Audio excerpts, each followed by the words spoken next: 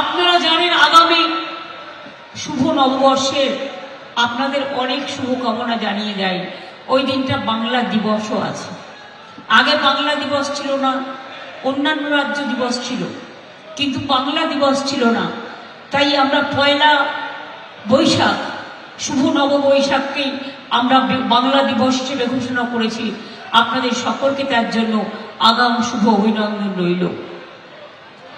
আপনারা জানেন মিনাখা আসনে আমাদের প্রার্থী উষারানী মণ্ডল মিনাখা ব্লক ও হাড়োয়া ব্লকের 4টি পঞ্চায়েত এই বিধানসভায় আছে। সুন্দরবন আমাদের গর্ব, এবং আমরা সুন্দরবনে এটা ইউনেস্কো হেরিটেজ। সুন্দরবনকে আমরা আলাদা জেলা তৈরি করব আগামী দিন। এটা আমরা অলরেডি প্রসেস করছি, যাতে আমরা বলেছি 7টা নতুন জেলা করব, তার মধ্যে সুন্দরবন কিন্তু নতুন জেলা হবে, যাতে আপনাদের এখানে সবকিছু আপনারা সামনাসামনি পান, অত দূরে যেতে না হয়। এখানে থানা হয়েছে, এসএনসিউ হয়েছে,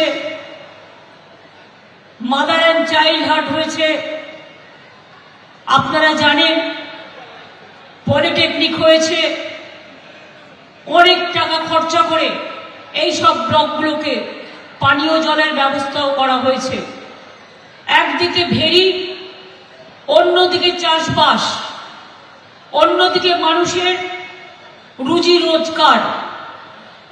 একদিকে কুমিরের সাথে লড়াই, অন্যদিকে বাঘের সাথে লড়াই, অন্যদিকে নিজের জীবন জীবিকার লড়াই।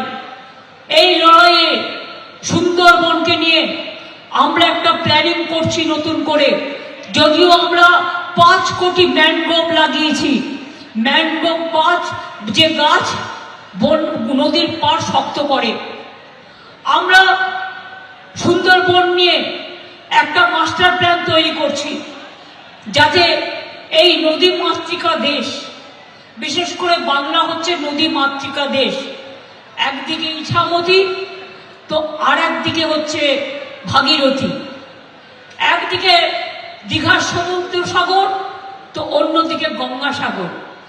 সবকিছু নিয়ে আমাদের চলতে হয়। একদিকে মন্দির, একদিকে মসজিদ, একদিকে গুরুদ্বারা, একদিকে গির্জা, একদিকে জাহের থান, একদিকে মাঝির থান। সর্বধর্ম সমন্বয়ের বড় পীঠস্থান। প্রতিবার 15ই আগস্ট, 26শে জানুয়ারি আমরা বনবিবির পালাকে নিয়ে যাই। তার কারণ হচ্ছে সুন্দরবনকে আমরা কিন্তু খুব গুরুত্ব দিয়ে মনে রাখবেন। এখানে মহিলা থানা হয়েছে, এখানে নতুন করে থানা হয়েছে, সাইবার ক্রাইম ডিপার্টমেন্ট হয়েছে, অনেক কাজ হয়েছে। আমি কাজের জন্য আবার পরে বলবো, আমি প্রতি বছরই বন্যা হলে সুন্দরবন জেলায় আসি। বসিরহাট স্বাস্থ্য জেলা হয়েছে, সুপার স্পেশালিটি হসপিটাল হয়েছে, হিঙ্গলগঞ্জে বনবিবি সেতু, হাসনাবাদের কাটাখালি সেতু হয়েছে, হাসনাবাদেও পানীয় জল প্রকল্প হয়েছে। এবিপি আনন্দ এগিয়ে থাকে, এগিয়ে রাখে।